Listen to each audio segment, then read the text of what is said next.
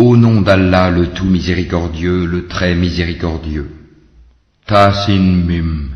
Voici les versets du livre explicite. Il se peut que tu te consumes de chagrin parce qu'ils ne sont pas croyants. Si nous voulions, nous ferions descendre du ciel sur eux un prodige devant lequel leurs nuques resteront courbées. Aucun nouveau rappel ne leur vient du tout miséricordieux sans qu'ils ne l'esquivent. Et ils ont traité de mensonge tout ce qui leur vient du Seigneur, il leur viendra bientôt des nouvelles de ce dont ils se raillent. N'ont-ils pas observé la terre, combien nous y avons fait pousser de couples généreux de toutes sortes? Voilà bien là une preuve, et la plupart d'entre eux ne croient pas. Et ton Seigneur est en vérité, lui, le Tout-Puissant, le très miséricordieux. Et lorsque ton Seigneur appela Moïse, rends-toi auprès du peuple injuste, auprès du peuple de Pharaon, ne craindront-ils pas Allah? Il dit, Seigneur, je crains qu'il ne me traite de menteur, que ma poitrine ne se serre et que ma langue ne soit embarrassée. Mande donc à Aaron. Ils ont un crime à me reprocher, je crains donc qu'ils ne me tuent. Mais Allah lui dit, jamais, allez tous deux avec nos prodiges, nous resterons avec vous et nous écouterons. Rendez-vous donc tous deux auprès de Pharaon, puis dites, nous sommes les messagers du Seigneur de l'univers, pour que tu renvoies les enfants d'Israël avec nous. Ne t'avons-nous pas, dit Pharaon, élevé chez nous tout enfant, et n'as-tu pas demeuré parmi nous des années de ta vie? Puis tu as commis le méfait que tu as fait en dépit de toute reconnaissance. Je l'ai fait, dit Moïse, alors que j'étais encore du nombre des égarés. Je me suis donc enfui de vous quand j'ai eu peur de vous, puis mon Seigneur m'a donné la sagesse et m'a désigné parmi ses messagers. Est-ce là un bienfait de ta part que tu me rappelles avec reproche alors que tu as asservi les enfants d'Israël? Et qu'est-ce que le Seigneur de l'univers, dit Pharaon? Le Seigneur des cieux et de la terre et de ce qui existe entre eux, dit Moïse, si seulement vous pouviez en être convaincus. Pharaon dit à ceux qui l'entouraient, n'entendez-vous pas? Moïse continue, votre Seigneur est le Seigneur de vos plus anciens ancêtres. Vraiment, dit Pharaon, votre messager qui vous a été envoyé est un fou. Moïse ajouta, le Seigneur du levant et du couchant, et de ce qui est entre les deux, si seulement vous compreniez. Si tu adoptes, dit Pharaon, une autre divinité que moi, je te mettrai parmi les prisonniers. Et même si je t'apportais, dit Moïse, une chose, une preuve évidente, apporte-la, dit Pharaon, si tu es du nombre des véridiques. Moïse jeta donc son bâton et le voilà devenu un serpent manifeste. Et il tira sa main et voilà qu'elle était blanche, étincelante à ceux qui regardaient. Pharaon dit aux notables autour de lui, voilà en vérité un magicien savant. Il veut par sa magie vous expulser de votre terre, que commandez-vous? Ils dirent, remets-les à plus tard, lui et son frère, et envoie des gens dans les villes pour rassembler. Et amener tout grand magicien savant. Les magiciens furent donc réunis en rendez-vous au jour convenu, et il fut dit aux gens, est-ce que vous allez vous réunir, afin que nous suivions les magiciens si ce sont eux les vainqueurs? Puis lorsque les magiciens arrivèrent, ils dirent à Pharaon, y aura-t-il vraiment une récompense pour nous si nous sommes les vainqueurs? Il dit, oui, bien sûr, vous serez alors parmi mes proches.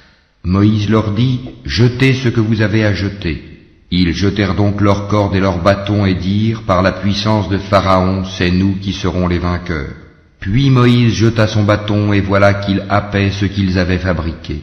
Alors les magiciens tombèrent prosternés, disant, nous croyons au Seigneur de l'univers, le Seigneur de Moïse et d'Aaron. Pharaon dit, avez-vous cru en lui avant que je ne vous le permette? En vérité, c'est lui votre chef qui vous a enseigné la magie. Eh bien, vous saurez bientôt, je vous couperai sûrement mains et jambes opposées et vous crucifierai tous. Ils disent, il n'y a pas de mal car c'est vers notre Seigneur que nous retournerons. Nous convoitons que notre Seigneur nous pardonne nos fautes pour avoir été les premiers à croire. Et nous révélâmes à Moïse ceci, pars de nuit avec mes serviteurs, car vous serez poursuivis. Puis Pharaon envoya des rassembleurs dire dans les villes, ce sont en fait une bande peu nombreuse, mais ils nous irritent, tandis que nous sommes tous vigilants. Ainsi nous les fîmes donc sortir des jardins, des sources, des trésors et d'un lieu de séjour agréable. Il en fut ainsi, et nous les donnâmes en héritage aux enfants d'Israël. Au lever du soleil, ils les poursuivirent. Puis quand les deux parties se virent, les compagnons de Moïse dirent, nous allons être rejoints. Il dit, Jamais, car j'ai avec moi mon Seigneur qui va me guider. Alors nous révélâmes à Moïse, frappe la mer de ton bâton. Elle se fendit alors, et chaque versant fut comme une énorme montagne. Nous fîmes approcher les autres, Pharaon et son peuple, et nous sauvâmes Moïse et tous ceux qui étaient avec lui. Ensuite, nous noyâmes les autres. Voilà bien un prodige, mais la plupart d'entre eux ne croient pas. Et ton Seigneur, c'est en vérité lui le Tout-Puissant, le très miséricordieux. Et récite-leur la nouvelle d'Abraham. Quand il dit à son père et à son peuple, qu'adorez-vous? Ils dirent, nous adorons des idoles et nous leur restons attachés. Il dit, vous entendent-elles lorsque vous les appelez? Ou vous profitent-elles? Ou vous nuisent-elles? Ils dirent, non, mais nous avons trouvé nos ancêtres agissant ainsi. Il dit, que dites-vous de ce que vous adoriez, vous et vos vieux ancêtres? Ils sont tous pour moi des ennemis, sauf le Seigneur de l'univers, qui m'a créé, et c'est lui qui me guide, et c'est lui qui me nourrit et me donne à boire, et quand je suis malade, c'est lui qui me guérit, et qui me fera mourir puis me redonnera la vie, et c'est de lui que je convoite le pardon de mes fautes le jour de la rétribution. Seigneur, accorde-moi sagesse et savoir et fais-moi rejoindre les gens de bien. Fais que j'ai une mention honorable sur les langues de la postérité, et fais de moi l'un des héritiers du jardin des délices. Et pardonne à mon père car il a été du nombre des égarés, et ne me couvre pas d'ignominie le jour où l'on sera ressuscité, le jour où ni les biens ni les enfants ne seront d'aucune utilité, sauf celui qui vient à Allah avec un cœur saint. On rapprochera alors le paradis pour le pieux, et l'on exposera aux errants la fournaise, et on leur dira, où sont ceux que vous adoriez, en dehors d'Allah? Vous secourent-ils ou se secourent-ils eux-mêmes?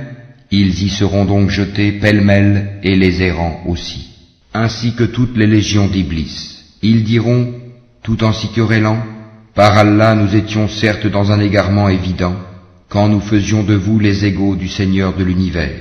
Ce ne sont que les criminels qui nous ont égarés, et nous n'avons pas d'intercesseurs, ni d'amis chaleureux. Si un retour nous était possible, alors nous serions parmi les croyants.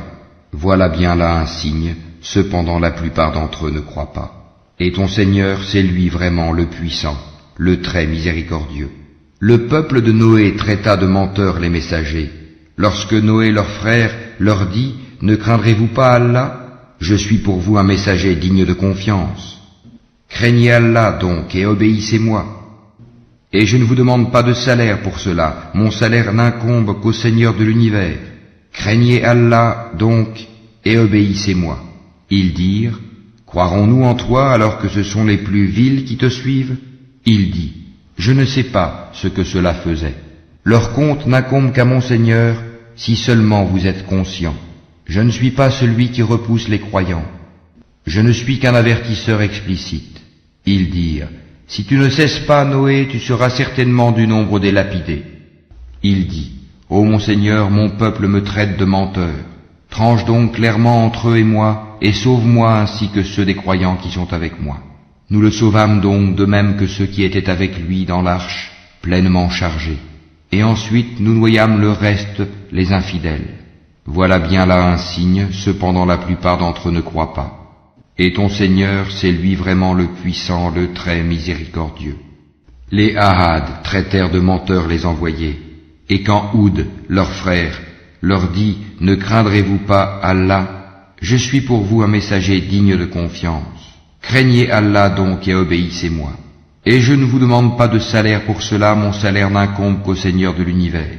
Bâtissez-vous par frivolité sur chaque colline un monument? Et édifiez-vous des châteaux comme si vous deviez demeurer éternellement? Et quand vous sévissez contre quelqu'un, vous le faites impitoyablement. Craignez Allah donc et obéissez-moi. Craignez celui qui vous a pourvu de toutes les bonnes choses que vous connaissez, qui vous a pourvu de bestiaux et d'enfants, de jardins et de sources. Je crains pour vous le châtiment d'un jour terrible. Ils dirent, que tu nous exhortes ou pas, cela nous est parfaitement égal. Ce ne sont là que des mœurs des anciens. Nous ne serons nullement châtiés. Ils le traitèrent donc de menteur, et nous les fîmes périr.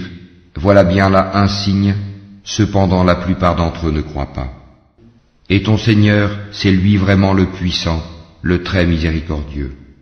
Les Tamouds traitèrent de menteurs les messagers. Quand Salih, leur frère, leur dit « Ne craindrez-vous pas Allah ? Je suis pour vous un messager digne de confiance. Craignez Allah donc et obéissez-moi. Je ne vous demande pas de salaire pour cela, mon salaire n'incombe qu'au Seigneur de l'univers. Vous laissera-t-on en sécurité dans votre présente condition, au milieu de jardins, de sources, de cultures et de palmiers aux fruits digestes? Creusez-vous habilement des maisons dans les montagnes? Craignez Allah donc et obéissez-moi. N'obéissez pas à l'ordre des outranciers, qui sèment le désordre sur la terre et n'améliorent rien. Ils dirent, tu n'es qu'un ensorcelé, tu n'es qu'un homme comme nous, apporte donc un prodige si tu es du nombre des véridiques. Il dit, voici une chamelle, à elle de boire un jour convenu, et à vous de boire un jour, et ne lui infligez aucun mal, sinon le châtiment d'un jour terrible vous saisira. Mais ils la tuèrent, eh bien, ils eurent à regretter. Le châtiment en effet les saisit. Voilà bien là un prodige, cependant la plupart d'entre eux ne croient pas. Et ton Seigneur, c'est en vérité lui, le Tout-Puissant, le très miséricordieux. Le peuple de Lot traita de menteurs les messagers. Quand leur frère Lot leur dit, « Ne craindrez-vous pas Allah? Je suis pour vous un messager digne de confiance. Craignez Allah donc et obéissez-moi. Je ne vous demande pas de salaire pour cela, mon salaire n'incombe qu'au Seigneur de l'univers. Accomplissez-vous l'acte charnel avec les mâles de ce monde, et délaissez-vous les épouses que votre Seigneur a créées pour vous, mais vous n'êtes que des gens transgresseurs. » Ils dirent, « Si tu ne cesses pas, Lot, tu seras certainement du nombre des expulsés. » Il dit, « Je déteste vraiment ce que vous faites. Seigneur, sauve-moi ainsi que ma famille de ce qu'ils font. » Nous le sauvâmes alors, lui et toute sa famille, sauf une vieille qui fut parmi les exterminés. Puis nous détruisîmes les autres, et nous fîmes pleuvoir sur eux une pluie de pierres, et quelle pluie fatale pour ceux qui sont avertis. Voilà bien là un prodige, cependant la plupart d'entre eux ne croient pas. Et ton Seigneur, c'est en vérité lui le Tout-Puissant, le très miséricordieux. Les gens d'Alaïka traitèrent de menteurs les messagers. Lorsque Souaïb leur dit « Ne craindrez-vous pas Allah? Je suis pour vous un messager digne de confiance. Craignez Allah donc et obéissez-moi. Et je ne vous demande pas de salaire pour cela, mon salaire n'incombe qu'au Seigneur de l'univers. Donnez la pleine mesure et n'en faites rien perdre aux gens, et pesez avec une balance exacte. Ne donnez pas aux gens moins que leur dû, et ne commettez pas de désordre et de corruption sur terre. Et craignez celui qui vous a créé, vous et les anciennes générations. » Ils dirent, « Tu es certes du nombre des ensorcelés. Tu n'es qu'un homme comme nous, et vraiment nous pensons que tu es du nombre des menteurs. Fais donc tomber sur nous des morceaux du ciel si tu es du nombre des véridiques. » Il dit, « Mon Seigneur sait mieux ce que vous faites. » Mais ils le traitèrent de menteur. Alors le châtiment du jour de l'ombre les saisit.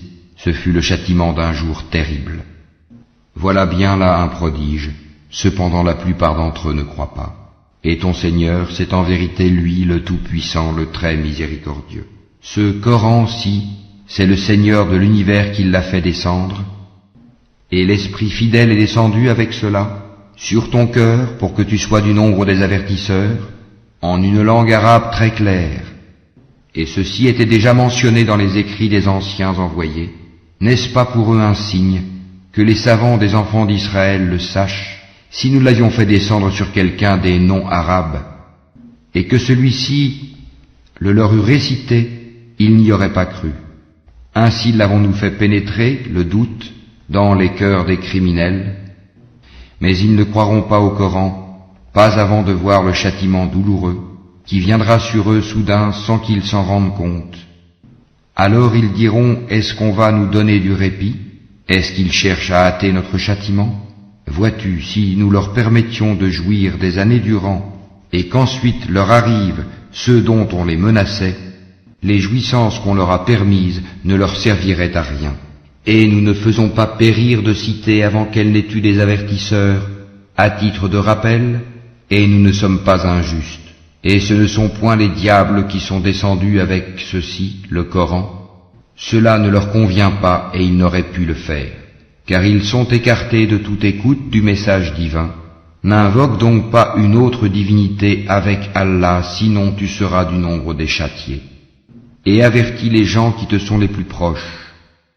Et abaisse ton aile, sois bienveillant pour les croyants qui te suivent. Mais s'ils te désobéissent, dis-leur, moi je désavoue ce que vous faites. Et place ta confiance dans le Tout-Puissant, le Très Miséricordieux, qui te voit quand tu te lèves, et voit tes gestes parmi ceux qui se prosternent. C'est lui vraiment l'audient, l'omniscient. Vous apprendrai-je sur qui les diables descendent? Ils descendent sur tout calomniateur, pécheur. Ils tendent l'oreille, cependant la plupart d'entre eux sont menteurs. Et quant aux poètes, ce sont les égarés qui les suivent.